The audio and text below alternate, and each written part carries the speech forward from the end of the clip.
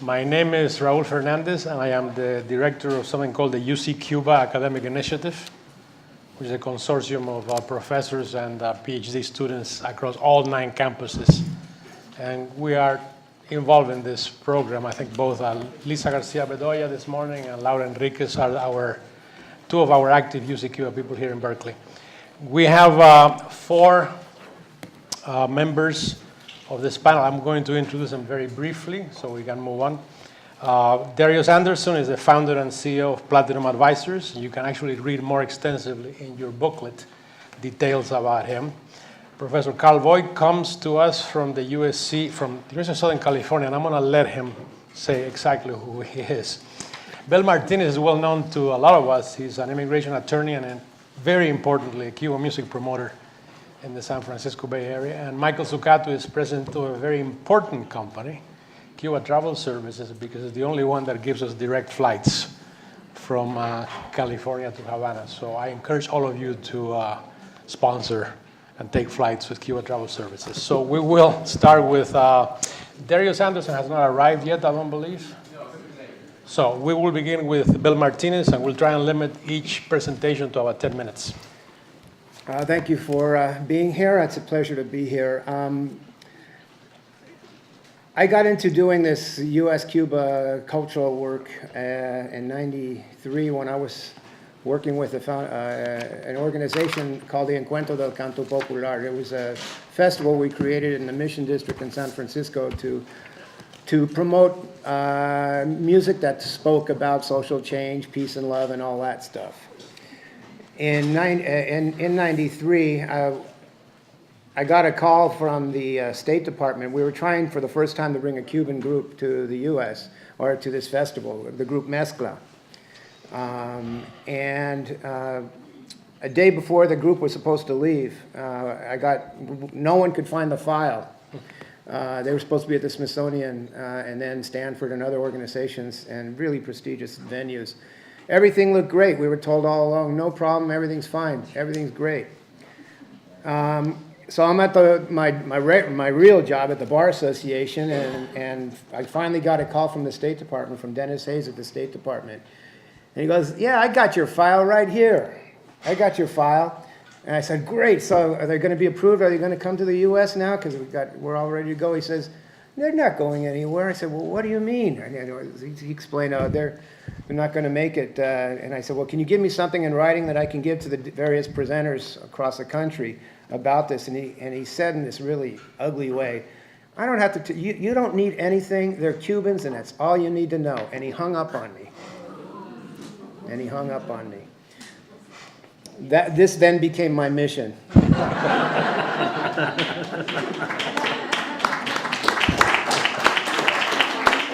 So we filed a federal lawsuit, and the lawsuit went on for 2 years or so, and Wayne Smith was one of our witnesses, and we did a great job, I thought, fighting this case to make sure that Cubans could perform in the United States.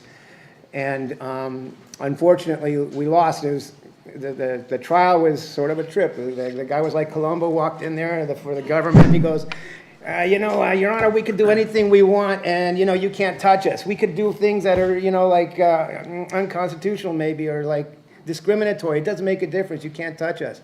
Judge turned red in the face, and we looked at each other, and unfortunately, we lost because I guess they could get away with it. They have unfettered executive discretion to make those calls.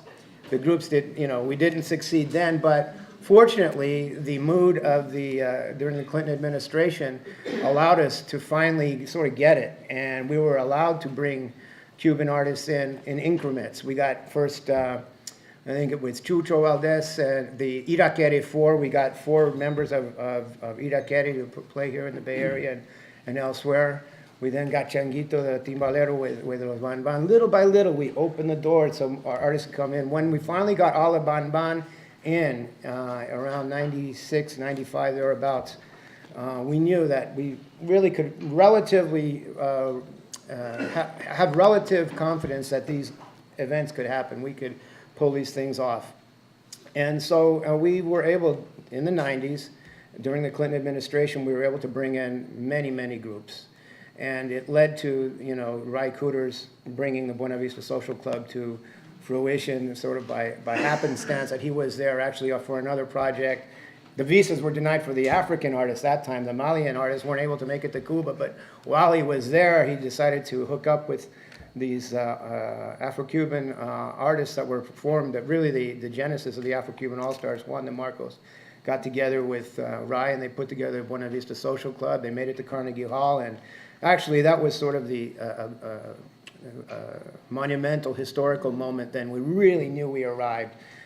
And when I think about what we then, during the Bush administration, all that ended, and it was like starting from scratch. We didn't get anybody in, and I keep thinking about the value of the work that we do, and think of the relationships that were created when Buena Vista Social Club came over here. Think of the connections that our communities made every time we were able to bring Cuban artists to the U.S. And I kept thinking in the back of my mind, well, what's wrong with having these? What's wrong with these exchanges? Culture is communication.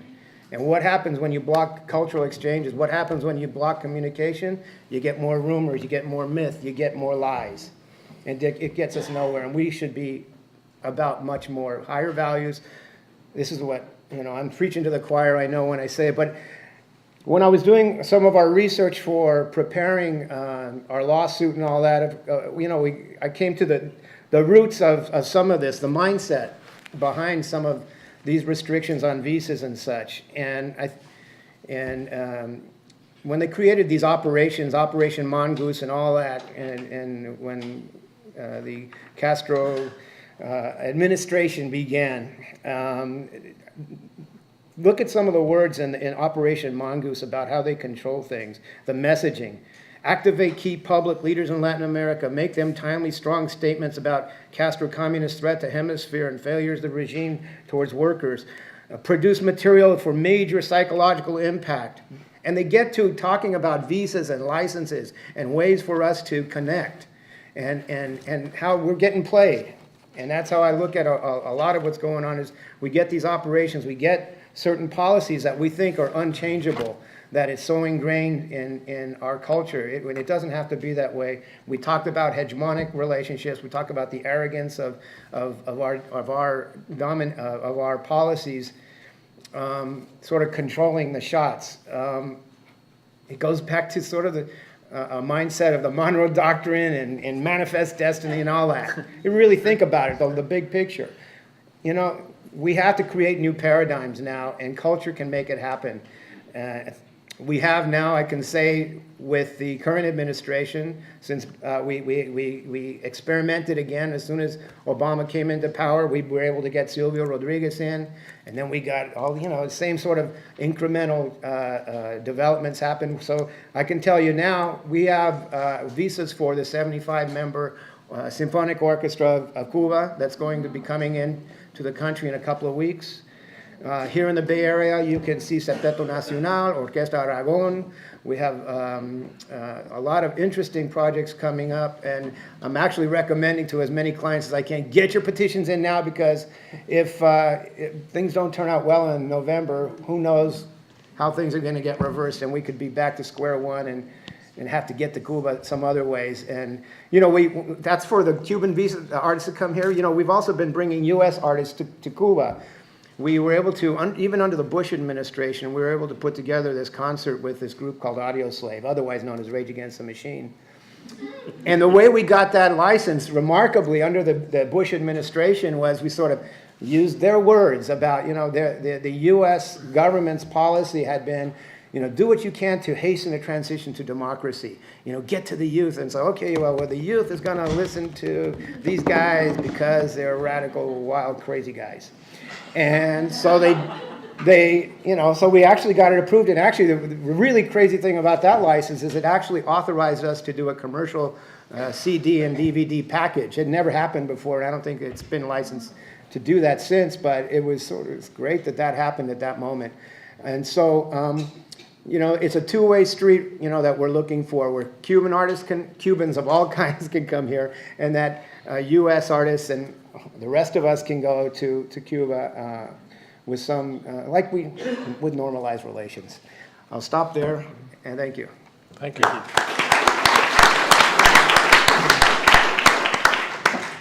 Professor Carl Voigt. Well, thank you so much for the invitation to be here. I think, as we've seen all day, we're speaking to people that are truly convinced that there's an opportunity to engage with Cuba. And I think that I'm going to speak about university exchange programs and the things that we've been doing at the University of Southern California, but I think I'm going to give the message at the beginning and I'll give it to you at the end. Those of you, particularly in the room, who are involved in academic institutions or otherwise, organize the programs. Take as many of our young people, take as many of your graduate students, your undergraduate students to there, because the value of seeing for yourself. You can listen to what other people tell you and it becomes ideology, propaganda, but by taking young people, they can see through.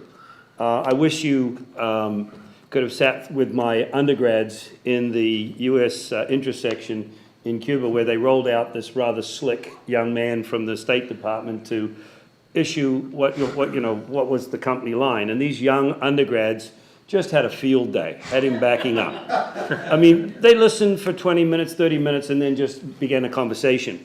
At the University of Southern California, we adopted a policy more than over a decade and a half ago. If you're going to teach people about the world around us, you got to get them on planes. And so our movement and our interest in going to Cuba was very much involved with that. You being able to see for yourself, experience, taste, smell, touch. And it comes from the sort of basic notion that to learn, you want to put your students in an environment where they don't understand the rules, have to really think, begin to really use their powers of observation and analyze. And Cuba provides an amazing opportunity for students of any discipline. I'm going to talk specifically about business schools, because to a large extent, business schools are the things that it's an economic embargo. It's a blockade against business people doing things. The University of Southern California, we've done 16 visits between 2001. Actually, Kirby's not here at the moment, but he was the enabler. I went to one of his U.S.-Cuba business summits back in 2000. We went across for a day. I talked to the Vice Minister of Education, said, would you invite us to come? She said, absolutely, and then from there we started to try to develop programs. We ran programs till 2007, when the Bush administration sent very, very strongly worded letters to all of the business schools in the U.S. that had been taking students to Cuba, various programs, and basically threatened. In our case, they said, we don't think that you've been doing it according to policy. You should stop. Other schools got much stronger letters saying, we believe that you have violated U.S. policy, and if you continue, we will take you to court. In our case, we believed that we were meeting not only the letter, but the spirit of the law, and we wanted to take on the U.S. government. Well, talk to universities' general counsels, and they go, let's not do that. So our programs, along with everybody else's, were discontinued in 2007. For those of you at universities, you know that one of the more positive things that the Obama administration has done has reformulated, promulgated the travel requirements or restrictions on universities, and basically opened it. It's made it easy. So if you're involved with the university, it's not hard. Okay? In the sense that if you have students that are in a class where they're getting academic credit, whether it's an independent study or whether it's a class where a trip that was related to it could enhance the class, you are allowed to travel. You may go down to Cuba yourself to set it up without any. You don't need a special license or anything. What's interesting and sad, before 2011. The real problems with going to Cuba was dealing with the U.S. and all the bureaucracy and getting the special licenses and making sure that you kept all your paperwork and all that kind of stuff. Now, from the point of view of universities, that's easy. The biggest problem that we have now is, as you all know, that whenever the U.S. changes its policies and says, the U.S. says, we're going to use people-to-people programs to destabilize and bring about regime change in Cuba, the Cubans go, now what does that mean? And so for us, organizing programs in Cuba have become very difficult. Trying to find the right organizations. Previously, we would organize our programs through the Ministry of Foreign Investment, which no longer exists, is now part of the Ministry of Trade. But we were, being business students, MBAs in particular, the then Deputy Minister, Ernesto Senti, saw the benefit of having prospective business people travel to Cuba. And whatever he did behind the scenes took control of these US programs to go to Cuba, away from the Ministry of Education to his ministry. We had problems. We tried to organize programs with the Ministry of Education, with the universities there, and what they want to do is they want to sit you in a classroom and lecture at you for a week, 2 weeks, however long you're there, 8 hours a day, which is not what we want. We are quite capable of doing those boring lectures here. Sorry to all my colleagues out there who don't do those things, but I put myself to sleep whenever I have to lecture too. So the point on this is that we wanted to get there and get out and see people and touch and feel and engage. To step back a little bit, it's a fantastic, fascinating learning laboratory. There's arguably nowhere else on earth. My dean, when we first asked to go, he said, yeah, with all due respect, quote, Cuba's not even a spit in the ocean when it comes to economic impact. We don't trade, and then I say, yeah, but Cuba's managed to bring the world to the brink on numerous occasions. And taking people to Cuba to get them to understand. It's one of the last planned economies, the transition. It's in a fabulous learning environment for students, for anybody, to say, how do you build an economy? One of the things that we've forgotten, and US economists made really, really bad mistakes when they tried to help the then Soviet Union make the transition, is that they forgot that you have to build the institutions. And for those who have traveled to Cuba, okay, you understand that Cuba lacks the basic institutions to support a modern economy. Just getting vegetables from the fields from the field to the fork. The logistics, but more importantly, the credit systems, the information systems. And so from our perspective, as academics and as people who take students there, getting the Cubans, setting aside the politics, I was talking with one of my colleagues over here, in a way, business schools, and we like to have it both ways. We like to be agnostic. We like to say, we're agnostic to the politics of the situation. How can we engage in building a viable economy that helps improve the prosperity, not only of the Cubans, but of us? One of my students, who was an MBA MD, did a project. And for those of you who know this about the biotech center there, they have a therapeutic that treats vascular degeneration and advanced diabetes, where and he did the estimate, being a business student, he figured that over a 5-year period, having access to that drug, the US would save $11 billion. Okay? That they have the drug, we don't have it. By using it here, our solution to the problem of advanced vascular degeneration is just chop off the leg, put the person in a wheelchair, and pay them public assistance to help them with their new life in a wheelchair. That's the kind of learning that we can get by going there, seeing what the Cubans have done. The link between business and politics becomes really live when you get there. And our students are smart enough. We would get briefings from MINREX, the Ministry of Foreign Relations, who would come in and they would talk about the five and all of the things on our side, and we'd ask questions. And for the first time, the students begin to get real information.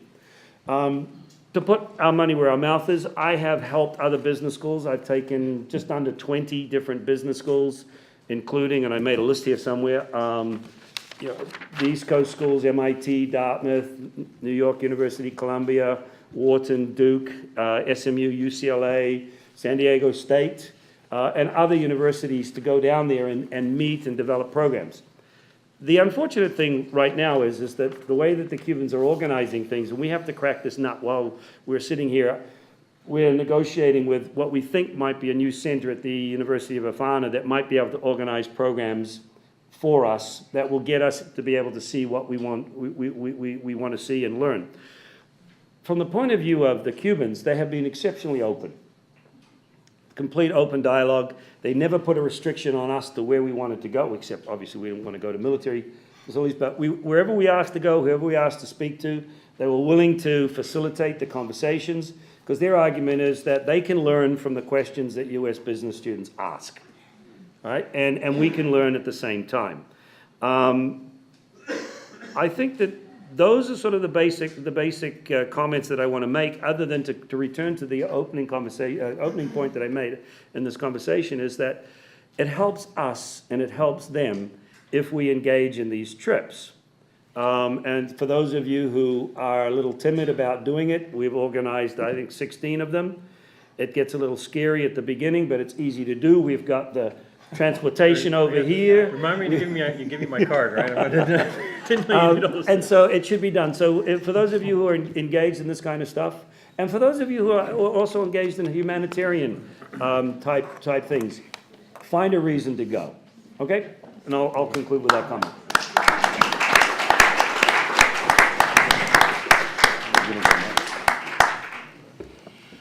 You want me to start here? I will. Please, Michael Zuccato. Good afternoon. My name is Michael Zuccato of Cuba Travel Services. I had a kind of more of a formal PowerPoint to do, but for the sake of time, I'm just going to hit the highlights of our company, so we can focus more on kind of the roundtable discussion, I guess, as a group, and having some interaction from the people here. Cuba Travel Services is a company that was incorporated in 1999. Shortly after President Clinton authorized the direct flights from cities other than Miami to cities in Cuba other than Havana. Before this policy change, only flights from Miami, Havana were authorized. One of our company's goals at that time, and really still is, to establish a cultural and economic bridge between California and Cuba, while also providing an efficient, cost-effective solution for Cuban Americans to visit their families. That's kind of the principles of our company. In 2000, we operated the first nonstop flight from Los Angeles to Havana in more than 40 years. This service continued on a weekly basis up until July 2004, when President Bush changed the travel restrictions. In 2001, we operated the first nonstop flight between Miami and Cienfuegos, Cuba. And in 2011, the first nonstop flight between San Juan, Puerto Rico and Santiago de Cuba. Earlier this month also, we did kind of an ad hoc flight, the first flight operated by United Airlines between Houston and Havana. So you can see a lot of growth and a lot of interest in expanding routes.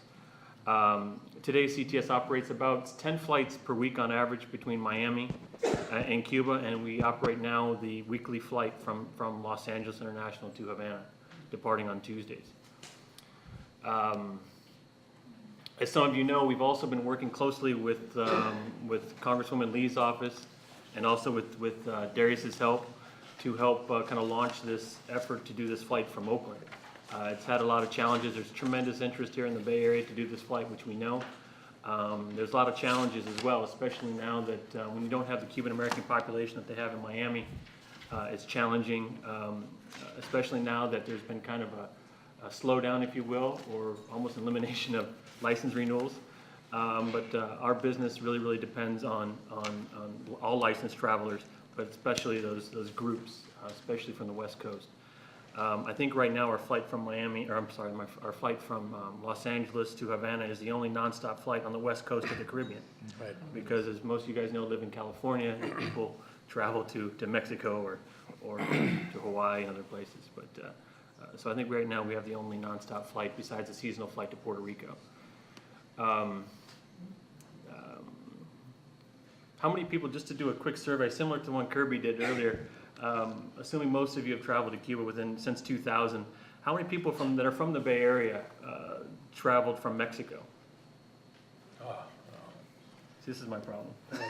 Gotta change. But I understand why. I Gotta understand why. change that. I understand why.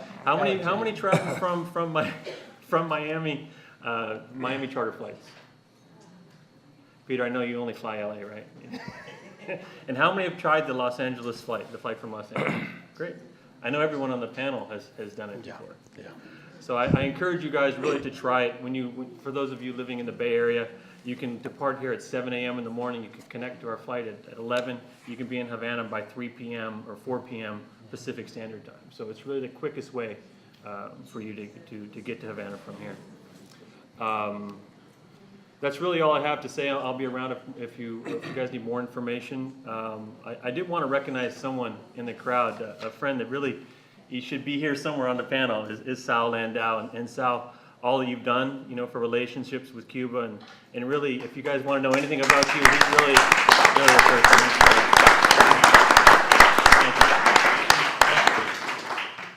Our last presenter is Darius Anderson, who's the founder and CEO of Platinum Advisors, and of course, one of the sponsors of the conference. Thank you. I apologize for being a little late. I got stuck in traffic coming down from Sacramento. I want to start by thanking a few people. This is not only a personal passion, but a vision. And I want to thank Mark and Jack from IGS for helping put this together, and the other folks from Berkeley that stepped in to go ahead and put the conference together. And I'll tell you, I enjoyed the planning process. My great friend Julia came out, who means a lot to me and has been a great mentor to me in my love and passion for Cuba. I, like many of you, started my passion and vision for Cuba illegally in the 80s. It's all right, I can say it now. It's statute of limitations is run. I went through Toronto when I was in college because many folks were going to Fort Lauderdale, and I just found it at the time when I was going to GW that it'd be very boring, and found Cuba to be a lot more interesting, and fell in love with the island in 1986. And people found out about my passion for Cuba, and one day I got a call from Michael that said the then head of the intersection was in town, and at the time I was the finance director for Governor Gray Davis, and Michael said, hey, the head of the intersection's in town, he'd love to come meet you. We met. And I helped put together the first resolution by a major legislature that encouraged the U.S. Congress to lift the trade embargo. California was the first to get through both the Assembly, the Senate, and we got a signature by the governor at the time, and it was a big deal. And Darius, can I say something really quick? Sorry to interrupt you. Sure. My apologies. No. But on that point, I think it's important to know, important fact, that before we met Darius that time, we actually had a meeting with the Speaker of the House, asking him to get his support on passing this resolution in the state of California. He was unable to do it. About an hour later, I went to Darius's office, and he looked at it 10 minutes and said, no problem, we'll get right on it. And I think within 30 days, that resolution was passed. So, I mean, really, Darius, that's the truth. And part of this is, and I know other people have mentioned this, is for those that have been there and those that have not, that Cuba evokes passion. Passion on all levels. Passion for artists, passions for music, passions for history. And we can't let the barriers that either governments put up go ahead and restrict the exchange of ideas and the exchange of arts and the exchange of discussions. And we as travelers and we as academics and we as general business folks have to continue to push the envelope. Since Michael started in 2000, we just had our 10th anniversary. We brought down over 800 people. I've operated both a people-to-people license and a humanitarian license. And I will continue to fight every single time I can to go ahead and bring more people to the island. Because it doesn't matter if they're Democrat, Republican, Green, they're educated when they get down there. They learn more about the realities of what's going on in the ground with Cuban people, Cuban government, whatever else it is. And it's very important for us because I do not believe if we are going to get major changes, the changes have to occur on a one-on-one basis. It has to occur with members of the House, members of the Senate, members of the administration, hearing from people that are friends of theirs, people that have gone there. I had the good fortune of bringing Michael Mondavi, and Michael is a very, very Republican member, and he is a member of all of the elite Republican clubs of which I am not a member. And after he came back, he said, you know what, Darius, I was absolutely amazed at what the reality. So many people had told me and had manipulated the facts and had given me misinformation. And he's now fallen in love with the island. He's been down with me twice. And what I'm trying to do is not only do the exchanges that direction, but I've really been pushing hard to bring more Cubans here.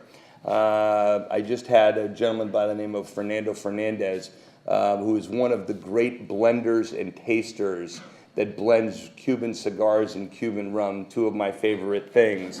And I hosted an event in the Napa Valley with a group of vintners to show off his palate and how amazing his sense, and he talked all about the rich aroma and history and how a cigar is not just a cigar, no pun intended, but that it is in 4 different stages with regard to flavors.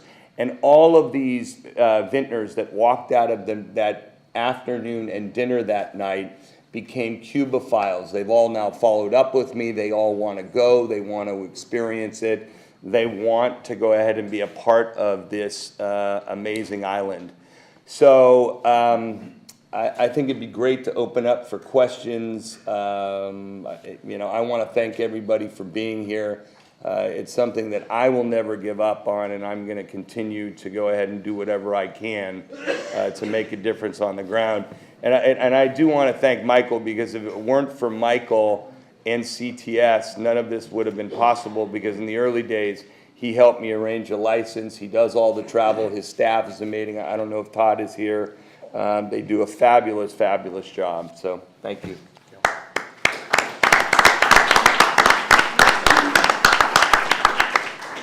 As before, we're passing our little cards, and you can write all the questions you want in them, and then we'll read them off so we can move a little quicker.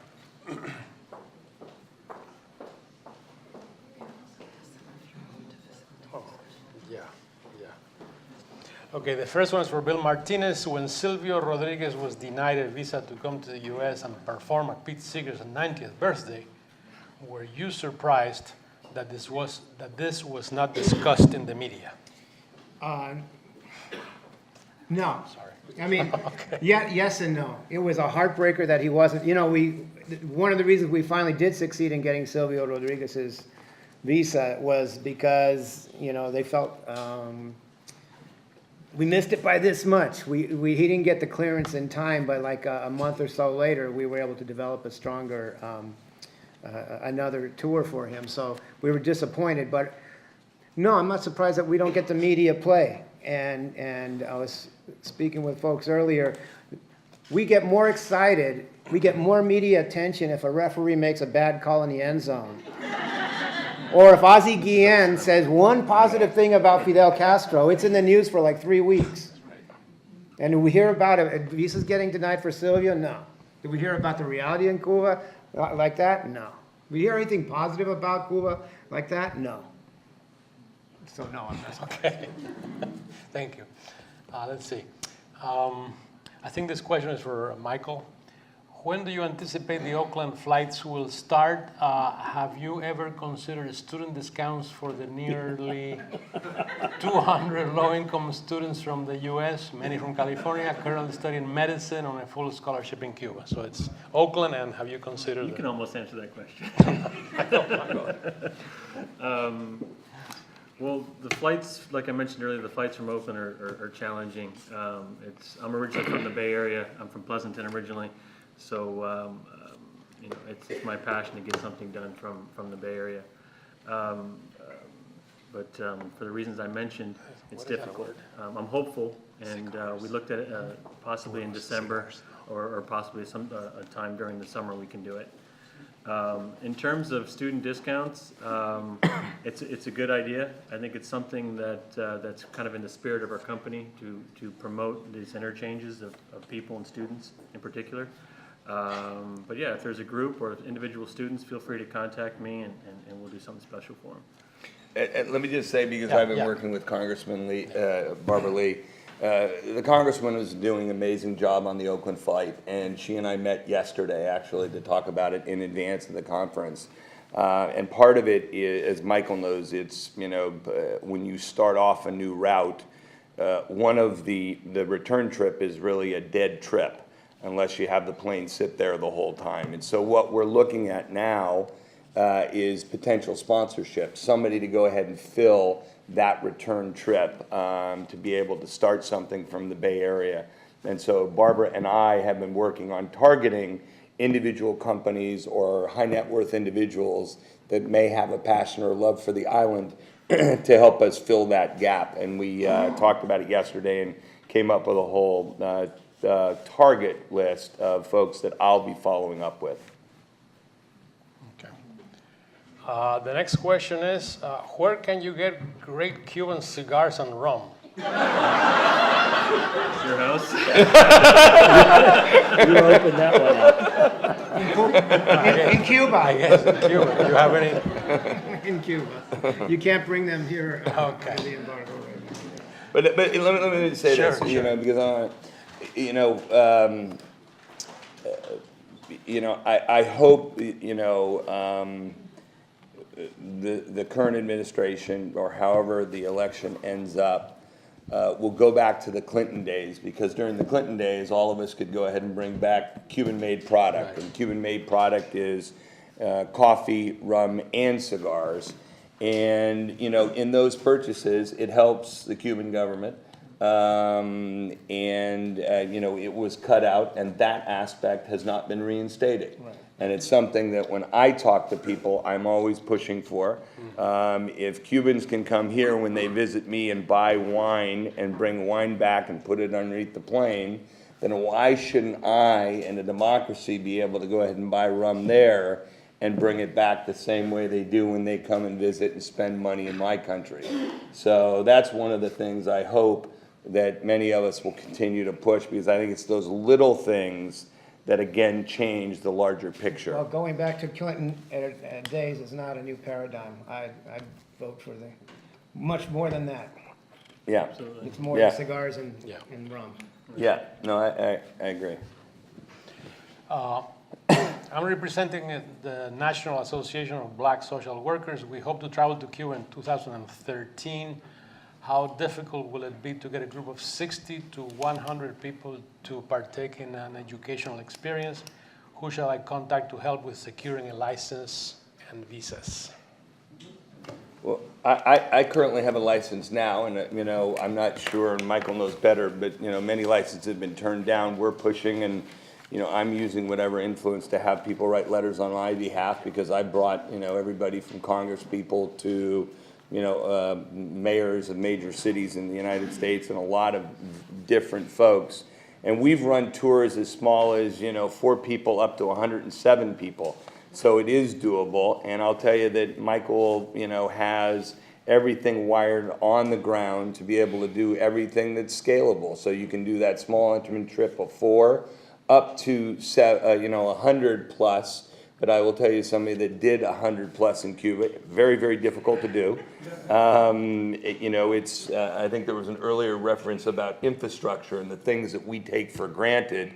I have many of my staff here, Holly, Melinda, and Callie, to deal with what I refer to as Cuban time and Cuban process. I send them down 2 to 3 days in advance to go ahead and make sure that the schedules that are announced and all the things that we planned on are really there. Because oftentimes things change last minute, but I do think the licenses are available, and hopefully, it doesn't matter the size of the group, it'll be The available. licenses, unfortunately, they're not as available as they used to be right now. We spoke earlier.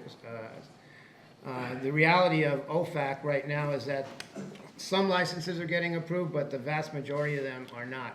They're being denied by delay. That is to say, we've had projects pending since March, April, with all the heavy hitters behind us. And as recently as yesterday, Jeff Browner, I know about this one in April. Jeff Browner, the licensing chief. Yeah, I haven't gotten around to that one yet. This was for one artist, and I'm using this one example. Super straight up no-brainer activity, and he can't get around to it yet for an activity she was supposed to do in August. And there are a lot of organizations. Look at Harvard and Stanford and PBS and National Geographic, Insight. All of those are either delayed or denied. So the reality is... Same thing true for students? The answer is, with universities, you don't have to apply for a license because universities already have them. Let me give you an unfortunate example to corroborate that. With respect to MBA students or undergrads, we like to do a lot of co-curricular trips. I'm taking a group to Panama. It's not for credit, and so the students just sign up and we go and we learn.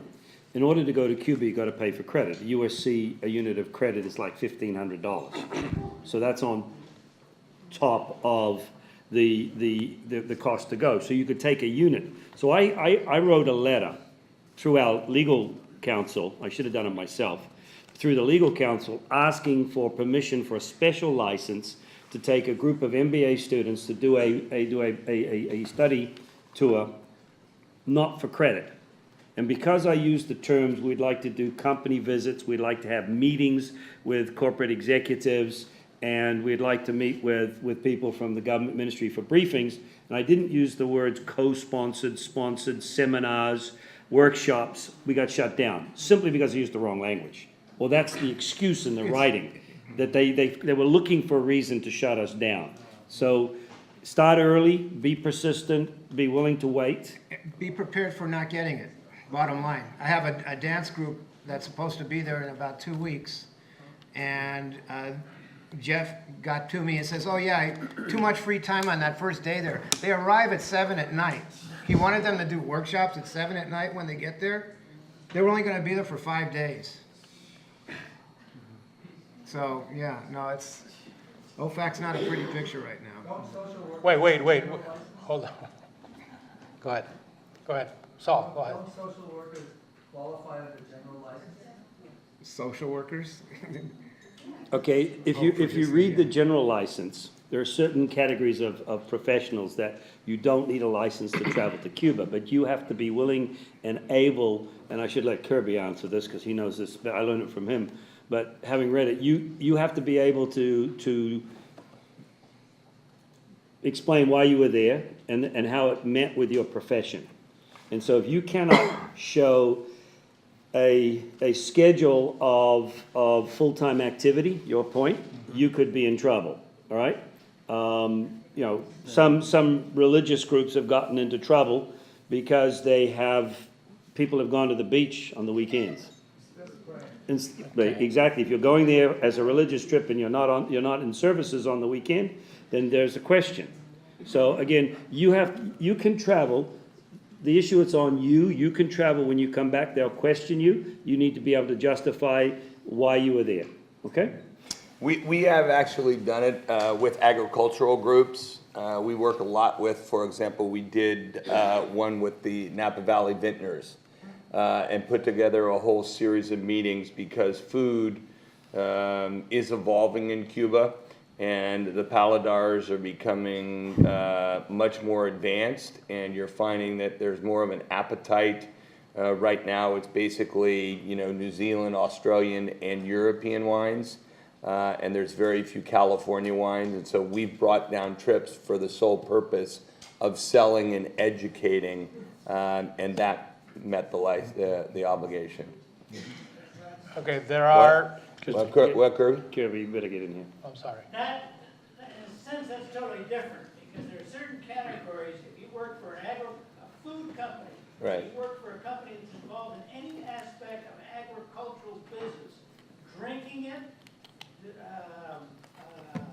distributing it, exporting it, shipping it, storing it, growing it, you are under a general license, which means you don't have to inform OFAC, ask OFAC, anything else. You can go to Cuba. If for agricultural purposes, people to people, 180 degrees different. Okay, there are 4 Bay Area cities with Cuban sister cities. 1,000 of Bay Area residents have gone. I'm supposed to ask for a show of hands of how many people here will go via Oakland if you had a chance. There you go. You filled one plane. And so when will you start? When will the flight start? This one is for Darius. Are you currently traveling under a P2P or another license? People to people. People. Yeah, I'm traveling on a people to people. Yeah. Always, I describe my trips in 91 and 93 as, quote, life-changing experiences. In 5 years, as the result of the quote-unquote transition, will that description still apply? Will it be life-changing? Is that the question? I guess so, yeah. I mean, listen, I always think Cuba will be life-changing because the attitude of the people, the culture, the architecture, everything is amazing. I think the Cubans eventually, short-term, long-term, are going to go through the same problems that we do in every major city of urban planning. You know, I live in the small town or village of Sonoma, and our city council voted down Pete's Coffee coming to town this week. It was a tragic. I had nothing to do with it, but I think that, you know, that's one of the fears from an urban planning standpoint. Will it have the same charm? Will it have the same chemistry? Will it not be commercialized to the point of, you know, turning many of us off that go there for all the reasons that we go there? And so I think that they're, you know, on a short term. I remember there was probably 5-6 years ago, Michael and we did a trip, and I hadn't been in 6 months, and I walked into the Plaza de San Francisco, and there was a Benetton. And I was very disappointed to see the Benetton because, you know, the brand sort of corrupted, you know, one of the great plazas. Luckily, the business didn't work, and they went out of business, and so they took down the sign, and now that location is being used for something else. But I do think it will always have its charm, but I think it's going to be about urban planning, long-term. The government there at some point is going to have to sit back. I know they've done some of this, design the country into zones, protect cultural heritage, figure out how they're going to allow, you know, development when Walmart shows up and wants to do a Walmart or Kmart or whatever else. They're going to have to figure out how to master plan the island. You know, a little bit to that point also is that, you know, the US 5, not the Cuban 5, the US 5 that was mentioned earlier, the last thing they want to see is travel, okay? They will fight in everything for agricultural trade and things like that, but once US citizens travel to Cuba freely, the embargo's over. So it's the last thing they want to see go. So they will let, you know, this happen, this happen, this happen, but when it comes to people traveling freely, it's the last thing that they want to see because it's over after that. So once Americans go over there and see the realities of Cuba, you know, it's done. I am asked to recognize that licensed travel service providers like Global Exchange send groups like social workers to Cuba on their general licenses. This is for Michael. If the embargo is dropped, will the charter company suffer? What is your future? Well, for us, no, it's you know, obviously we've been proponents of lifting the travel restrictions and ending the embargo. A lot of people ask the same question, well, isn't that against your interest? Because as soon as that happens, you know, the airlines are going to come in and it's going to be done for you guys. But for us, you know, we know that we'll eventually turn into more of like a tour operator type of business. And we're really not interested in so much of the air. We're probably working closely with the airlines and with the tour operators within Cuba to do a different type of business. So our business will change with it. So we're not at all concerned about that. And I will tell you, having traveled, you know, like you guys, you know, with a lot of different people, what makes Michael's company so great is the people that they have on the ground and the relationships they have with certain tour guides and access. And it's not a standard experience. The people that they give you access to really show you a different side of Cuba. You just don't go to the Tropicana and the traditional restaurant. They bring you out and introduce you to people that you never would have met, different artists, different locations. And they've done the hard work to build that network, and they're maintaining that network. And from an outsider's view, I think that's the type of thing that will be extremely valuable and very few other people will have. And that's not something that they'll be able to take away from them. How can Cubans do business with us here? That is, Cuban Educational and Cultural Institute would like to sell Cuban books to institutions in the United States. How can we facilitate that? It's something that's allowable. Yeah. Informational material is something that's exempt from the embargo, so it's something that's allowed. And the informational material is thanks to the Howard Berman and the Berman Act. Howard Berman was replaced by Eleanor Rosletinen as the head of the Congress's Foreign Affairs Committee. She's the one that wanted to get rid of, she called Clinton and wrote to Clinton when La Comanita dance troupe was here. She said, why are they getting visas? Why are you giving licenses? Why is Vicente Feliu in the United States last week to talk about the Cuban financing? That's the person who's calling you now. She's the new Howard Berman in reverse. And so she's someone and that crowd, that mentality is what we have to deal with.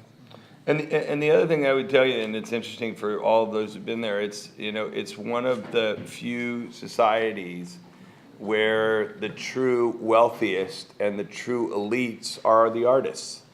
Because the individuals that are making the most today are those that are, some of the biggest and brightest names. And, as an art collector, I would tell you outside of Chinese contemporary, which is probably the hottest, art market in the world right now, that Cubans are a great investment. And there are many people, dealers that go down there and buy art. And the nice thing is that when you meet these Cuban artists and you do buy, is that those dollars actually trickle out into the neighborhoods. Those are the dollars that go to help the mothers, the aunts, the uncles. They reform, literally whole communities. So I tell people that that's one of those great investments when you're there. It's legal to go ahead and bring it back. Make it an investment in Cuban art. One, I think it may have long-term value, and two, it really changes people's lives. Given the name of this conference, can anyone explain if there should be a special or something special about the relationship between Cuba and California? Well, again, I think Kirby's done a lot of great work, on this, and we are the greatest exporter, in my opinion, in the world of agricultural products. And I think that as Cuba continues to emerge as a major powerhouse with regard to tourism, that our agricultural markets will continue to go ahead and grow and prosper and that type of thing. And I think that that's where you're going to see a lot of, opportunity economically. But then to everything that Bill does, I mean, we're one of the great, cultural, art centers in the world. And especially with what's happening in the visual arts, I believe that, in the next 25 years, you're going to see major call centers, migrations from places in Asia to Cuba. And Cuba's going to become what India is today. Cuba's going to become what the Philippines and many other places are because of how educated the population, many already speak English, and the proximity to our coastline.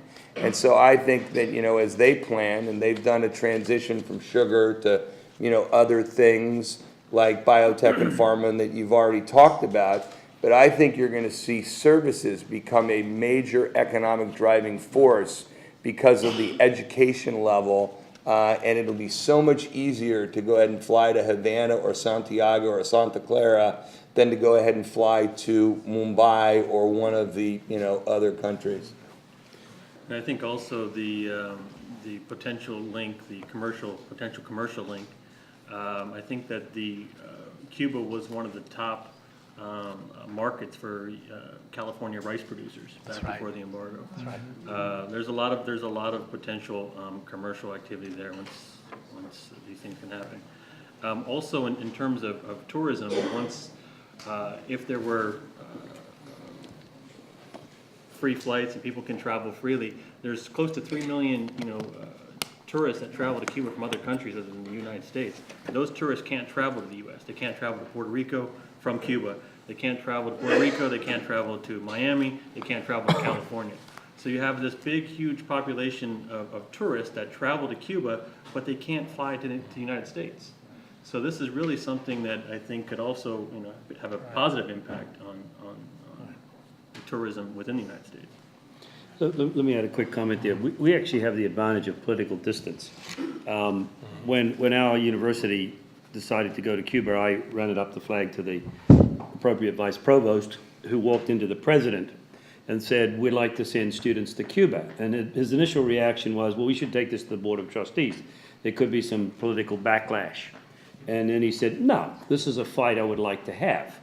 But when I talk to colleagues who are closer to Cuba, particularly in Florida and so forth, they couldn't run these programs because of the powerful alums that they have in their schools, which would shut them down.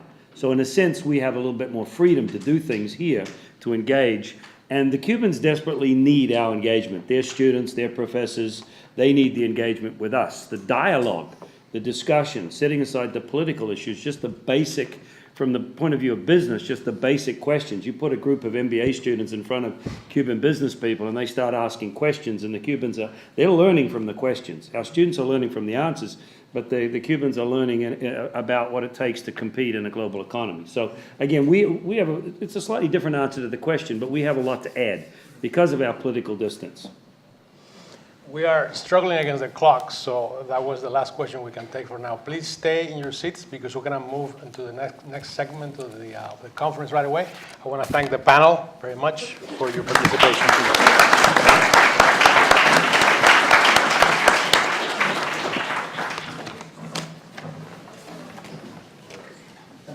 They made it to Carnegie Hall, and actually that was sort of the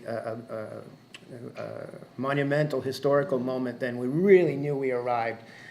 And when I think about what we then, during the Bush administration, all that ended, and it was like starting from scratch. We didn't get anybody in, and I keep thinking about the value of the work that we do, and think of the relationships that were created when Buena Vista Social Club came over here. Think of the connections that our communities made every time we were able to bring Cuban artists to the U.S. And I kept thinking in the back of my mind, well, what's wrong with having these? What's wrong with these exchanges? Culture is communication. And what happens when you block cultural exchanges? What happens when you block communication? You get more rumors, you get more myth, you get more lies. And it gets us nowhere. And we should be about much more higher values. This is what, I'm preaching to the choir, I know when I say it, but when I was doing some of our research for preparing our lawsuit and all that, I came to the roots of some of this, the mindset behind some of these restrictions on visas and such. And when they created these operations, Operation Mongoose and all that, and when the Castro administration began, look at some of the words in Operation Mongoose about how they control things. The messaging. Activate key public leaders in Latin America. Make them timely, strong statements about Castro communist threat to hemisphere and failures of the regime towards workers. Produce material for major psychological impact. And they get to talking about visa. The trial was sort of a trip. The guy was like Columbo, walked in there for the government. He goes, Your Honor, we could do anything we want, and, you can't touch us. We could do things that are, unconstitutional maybe, or like discriminatory. It doesn't make a difference. You can't touch us. Judge turned red in the face, and we looked at each other, and unfortunately, we lost because I guess they could get away with it. They have unfettered executive discretion to make those calls. The groups did, we didn't succeed then, but fortunately, the mood of during the Clinton administration allowed us to finally sort of get it, and we were allowed to bring Cuban artists in increments. We got first, I think it was Chucho Valdez, the Iraquere Four. We got 4 members of Iraquere to play here in the Bay Area and elsewhere. We then got Changuito, the timbalero, with los Ban Ban. Little by little, we opened the door so our artists could come in. When we finally got all the Ban Ban in, around 96, 95, thereabouts, we knew that we really could relatively have relative confidence that these events could happen. We could pull these things off. And so we were able, in the 90s, during the Clinton administration, we were able to bring in many, many groups. And it led to, Ry Cooter's bringing the Buena Vista Social Club to fruition sort of by happenstance that he was there actually for another project. The visas were denied for the African artists that time. The Malian artists weren't able to make it to Cuba, but while he was there, he decided to hook up with these Afro-Cuban artists that were performed, that really the genesis of the Afro-Cuban All-Stars, Juan de Marcos, got together with Rai, and they put together Buena Vista Social Club, change, peace and love, and all that stuff. In 93, I got a call from the State Department. We were trying for the first time to bring a Cuban group to the U.S., or to this festival, the group Mezcla. A day before the group was supposed to leave, no one could find the file. They were supposed to be at the Smithsonian and then Stanford and other organizations and really prestigious venues. Everything looked great. We were told all along, no problem, everything's fine, everything's great. So I'm at my real job at the Bar Association, and I finally got a call from the State Department, from Dennis Hayes at the State Department. And he goes, yeah, I got your file right here. I got your file. And I said, great, so are they going to be approved? Are they going to come to the U.S. now? Because we're all ready to go. He says, they're not going anywhere. I said, well, what do you mean? And he explained, they're not going to make it. And I said, well, can you give me something in writing that I can give to the various presenters across the country about this? And he said in this really ugly way, I don't have to, you don't need anything. They're Cubans, and that's all you need to know. And he hung up on me. This then became my mission.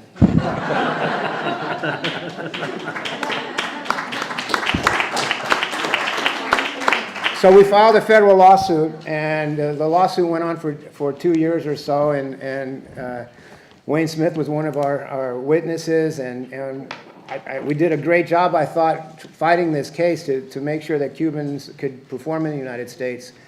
And unfortunately, we lost. It was My name is Raul Fernandez, and I am the director of something called the UC Cuba Academic Initiative, which is a consortium of professors and PhD students across all 9 campuses. And we are involved in this program. I think both Lisa Garcia Bedoya this morning and Laura Enriquez are 2 of our active UC Cuba people here in Berkeley. We have 4 members of this panel. I'm going to introduce them very briefly so we can move on. Darius Anderson is the founder and CEO of Platinum Advisors. You can actually read more extensively in your booklet details about him. Professor Carl Voigt comes to us from the USC, from the University of Southern California, and I'm going to let him say exactly who he is. Bill Martinez is well known to a lot of us. He's an immigration attorney and very importantly, a Cuban music promoter in the San Francisco Bay Area. And Michael Zuccato is president of a very important company, Cuba Travel Services, because it's the only one that gives us direct flights from California to Havana. So I encourage all of you to sponsor and take flights with Cuba Travel Services. So we will start with, Darius Anderson has not arrived yet, I don't believe. So we will begin with Bill Martinez, and we'll try and limit each presentation to about 10 minutes. Thank you for being here. It's a pleasure to be here. I got into doing this U.S.-Cuba cultural work in '93 when I was working with an organization called the Encuentro del Canto Popular. It was a festival we created in the Mission District in San Francisco to promote music that spoke about social changes and licenses and ways for us to connect and how we're getting played. And that's how I look at a lot of what's going on is we get these operations, we get certain policies that we think are unchangeable, that is so ingrained in our culture. It doesn't have to be that way. We talked about hegemonic relationships. We talk about the arrogance of our policies, sort of controlling the shots. It goes back to sort of a mindset of the Monroe Doctrine and Manifest Destiny and all that. You really think about it, though, the big picture. You know, we have to create new paradigms now, and culture can make it happen. We have now, I can say, with the current administration, since we experimented again as soon as Obama came into power, we were able to get Silvio Rodriguez in, and then we got all, the same sort of incremental developments happen. So I can tell you now, we have visas for the 75-member Symphonic Orchestra of Cuba that's going to be coming in to the country in a couple of weeks. Here in the Bay Area, you can see Septeto Nacional, Orquesta Aragon. We have a lot of interesting projects coming up, and I'm actually recommending to as many clients as I can, get your petitions in now, because if things don't turn out well in November, who knows how things are going to get reversed, and we could be back to square one and have to get to Cuba some other ways. And, you know, that's for the Cuban visa artists that come here. You know, we've also been bringing U.S. artists to Cuba.